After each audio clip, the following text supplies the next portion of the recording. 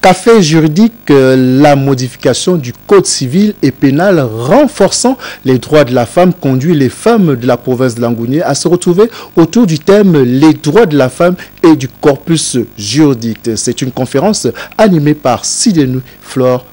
Suivant ce reportage.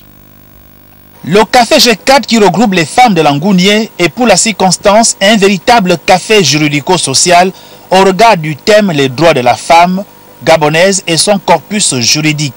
Animé par un juriste et un sociologue, le choix du thème fait suite à la modification des codes civils et pénals qui relèvent les droits de la gente féminine gabonaise dans la vie de couple. Sidonie Flore Roué, après avoir exposé sur l'évolution des droits de la femme à partir du Code Napoléon de 1800, en passant par la Déclaration universelle des droits de l'homme de 1948, la Charte africaine des droits du peuple et la Convention d'élimination des discriminations à l'égard des femmes de 1979.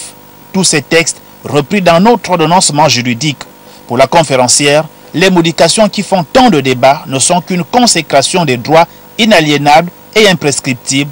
Il ne s'agit donc pas d'une égalité de charge ou de force. Qu'il fallait rappeler où se trouvait en fait le fondement du principe d'égalité. Et que l'égalité dont il s'agit ici, c'est l'égalité des droits et ce n'est pas n'importe quel droit, il s'agit des droits fondamentaux. Dans son exposé, le docteur Orphée Mavioga, du point de vue de la sociologie, a montré que ces modifications ne remettent pas en cause nos us et coutumes.